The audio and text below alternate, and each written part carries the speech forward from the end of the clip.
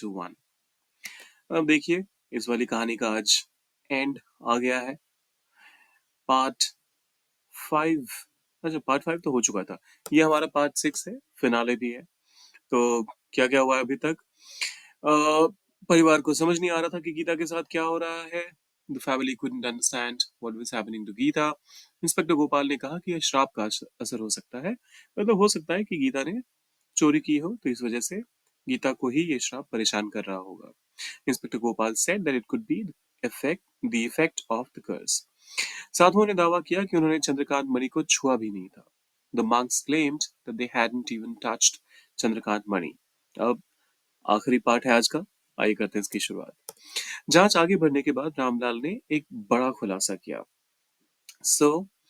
जांच आगे बढ़ने के बाद ये देखिए, ये तो आप सबको पता है कि ये पूरा का पूरी की पूरी स्टोरी पास्ट में ही चल रही है, तो इस वजह से यहाँ भी हमें पास्ट का ही इस्तेमाल करना पड़ेगा। आफ्टर द इन्वेस्टिगेशन, जांच के लिए आप इन्वेस्टिगेशन का इस्तेमाल करेंगे। आगे बढ़ने के बाद, सो आफ्टर, बाद के लिए, द इन्वेस्टिगेशन जांच के लिए, और आगे बढ़ने के लिए आप यहाँ पर प्रोग्रेस का इस्तेमाल करेंगे। और ऑब्वियसली ये यहाँ पर पास्ट टेंस में आएगा। So after the investigation progressed, Ramlal ने एक बड़ा खुलासा किया। रामलाल ने एक खुलासा किया। अब देखिए इसको ट्रांसलेट करते हुए आपको एक कॉजेटिव वर्ब का इस्तेमाल करना पड़ेगा, जो कि एक्चुअली यहाँ पर एक्शन नहीं कर रहा है। यहाँ रामलाल कुछ बना नहीं रहा, लेकिन फिर भी आपको कहना है made a revelation.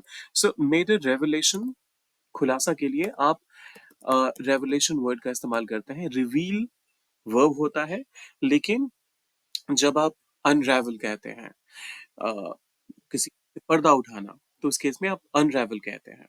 Similarly revelation, ये भी एक नाउन है, और यहाँ पर Ramlal made a revelation, Ramlal ने एक बड़ा खुलासा किया। So a big revelation. After the investigation progressed, Ramlal made a big revelation। उसने कहा कि उसने हीरा गीता की अलमारी से चुराया था। देखिए, चोर ने खुद ही आके एक्सेप्ट कर लिया। ऑब्वियसली अगर आप नॉवल पढ़ेंगे तो आपको पता चलेगा कि उसने ऐसे ही एक्सेप्ट नहीं कर लिया था, बहुत सारी और भी चीजें हुई थी, और अल्टीमेटली जब उससे सवाल पूछे गए तब उसने एक्सेप्ट किया। उसने कहा, सो ही सेड कि दैट उसने हीरा गीता की अलमारी से चुराया था। ही, और ये देखिए, उसने कहा वाला काम पास्ट में हुआ, और उसने हीरा गीता की अलमारी से चुराया ये भी पास्ट में हुआ, और इस वाले के साथ आपको पास्ट परफेक्ट का इस्तेमाल करना पड़ेगा, जो सेकंड वाला क्लॉज है, क्योंकि जैसा मैंने कल भी बताया था आपको कि ये काम, इन दोनों में से अगर आप देखेंगे तो पहले काम कौन सा हुआ था, कहने का या फिर चोरी करने का? ऑब्वियसली चोरी करने का। सो इस वजह से आप यहाँ पर ही हैड स्टोलन का इस्तेमाल करेंगे। अरे ही हैड स्टोन्स क्यों लिखा हूं मैं? he had stolen हीरा, द डायमंड, और कहां से चोरी की थी? गीता की अलमारी से। फ्रॉम, द यहाँ पर इस्तेमाल करने की कोई जरूरत नहीं है। So the diamond from Gita's almirah. Gita apostrophe S, तो something that belonged to Gita, तो Gita's अलमेरा। He said that he had stolen the diamond from Gita's अलमेरा। उसने यह भी बताया कि उसने इसे साधुओं को बेच दिया था। तो ही ऑल्सो, अब यहां पर आप दो तरीके से इसको ट्रांसलेट कर सकते हैं। आप चाहे तो आप ये भी कह सकते हैं ही ऑल्सो सेड, लेकिन अभी अभी हमने एक नया वर्ड सीखा है, तो उसका क्यों ना इस्तेमाल करें। सो ही ऑल्सो रिवील्ड। ठीक है, रिवील करने का मतलब खुलासा करना। फिर से एक बार, सो ही ऑल्सो रिवील्ड दैट, की के लिए उसने इसे साधुओं को बेच दिया था। फिर से past perfect, he had sold it, उसने बेच दिया था, तो पास्ट में पास्ट परफेक्ट में कैसे बनाते हैं आप सेंटेंस? सब्जेक्ट, उसके साथ हैड और उसके साथ वर्ब का जो पास्ट पार्टिसिपल फॉर्म होता है, पास्ट पार्टिसिपल फॉर्म सेल का सोल्ड होता है, तो हमने उसका इस्तेमाल किया। So he also revealed that he had sold it, और किसे बेचा था? साधुओं को, to the monks. So he also revealed that he had sold it to the monks. फिर आता है साधुओं ने स्वीकार किया। अब देखिए, साधु जो पहले कहते हैं कि हमने छुआ भी नहीं है, उन्होंने स्वीकार कर लिया कि उन्होंने हीरा छुपा दिया था। The monks accepted, स्वीकार करने के लिए आप accept का इस्तेमाल करते हैं। The monks accepted that, उन्होंने, they, एक की बात नहीं हो रही है, एक से ज्यादा की बात हो रही है। यहाँ रिस्पेक्टफुली हम उन्होंने का इस्तेमाल नहीं कर रहे हैं।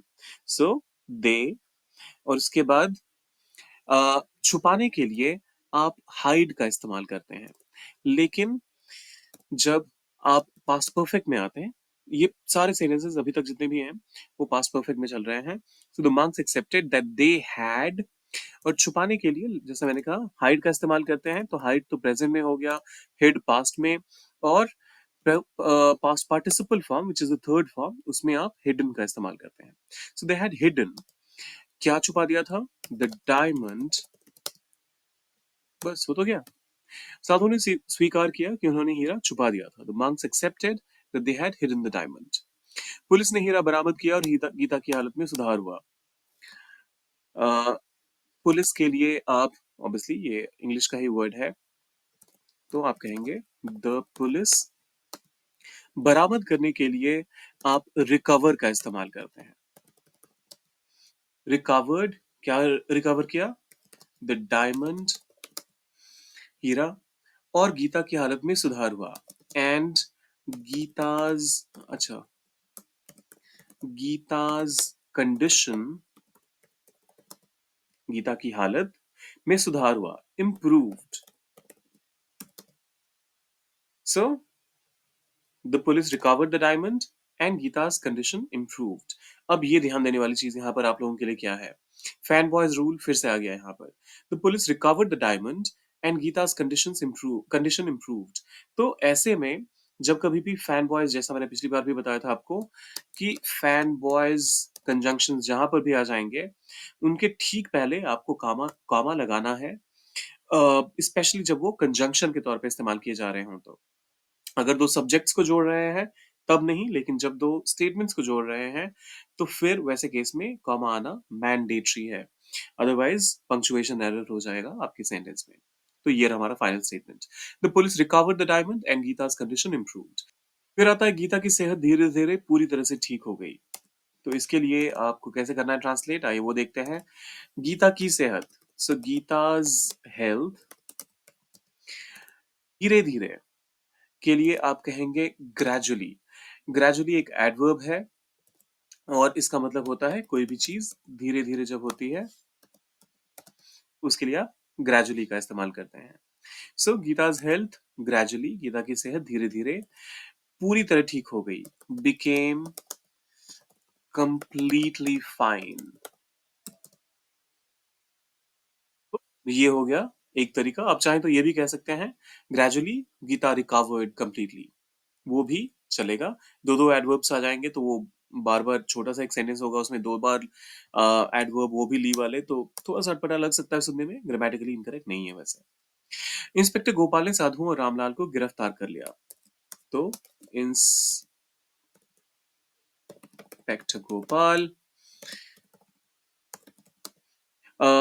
गिरफ्तार कर लिया, अरेस्टेड, किनको? साधुओं को और रामलाल को। तो द monks एंड, अच्छा, द रामलाल तो ऑब्वियसली नहीं कहेंगे। So the monks and Ramlal, inspector Gopal arrested the monks and Ramlal. इस तरह चंद्रकांत मणि के रहस्य का अंत हुआ। दिस इज हाउ, इस तरह के लिए आप दिस इज हाउ का इस्तेमाल कर सकते हैं। आप चाहें तो दस का भी इस्तेमाल कर सकते हैं। ये एक एडवर्ब है जिसका मतलब होता है इस तरीके से। सो इस तरह के लिए आप दस या फिर दिस इज हाउ का इस्तेमाल करेंगे। दस अगर आप इस्तेमाल करेंगे तो कॉमा लगाना पड़ेगा। दिस इज हाउ के बाद आपको कॉमा लगाने की जरूरत नहीं है। So this is how the mystery of Chandrakant Mani अंत हुआ, या तो आप एंडेड कहिए या फिर केम टू एन एंड। ये रहा। अगर आप 10 का इस्तेमाल करते हैं तो दिस इज हाउ को हटाकर ये 10 और कॉमा यहां लगा दीजिए, हो गया आपका sentence. So this is how the mystery of Chandrakant Mani ended और came to an end. Thus, the mystery of Chandrakant Mani ended or came to an end. ऐसी कहानी थोड़ी सी ज्यादा लंबी चल गई है तो बाकी आगे से कोशिश ये रहेगी कि जो भी कहानी हो बस 1 या 2 एपिसोड में मैक्सिमम करें उसको फिनिश, जिससे कि आपको भी उस पर अटके ना रहना पड़े। और लर्निंग तो लेकिन फिर भी इसमें भी कंप्लीट हुई होगी। अगर आप अग्री करते हैं तो लिखिए आई वांट मोर, साथ ही वीडियो को करना है लाइक, चैनल को करना है सब्सक्राइब, शेयर कीजिए उन लोगों के साथ जो आपको लगता है इससे कुछ फायदा पा सकते हैं। मिलते हैं जल्दी।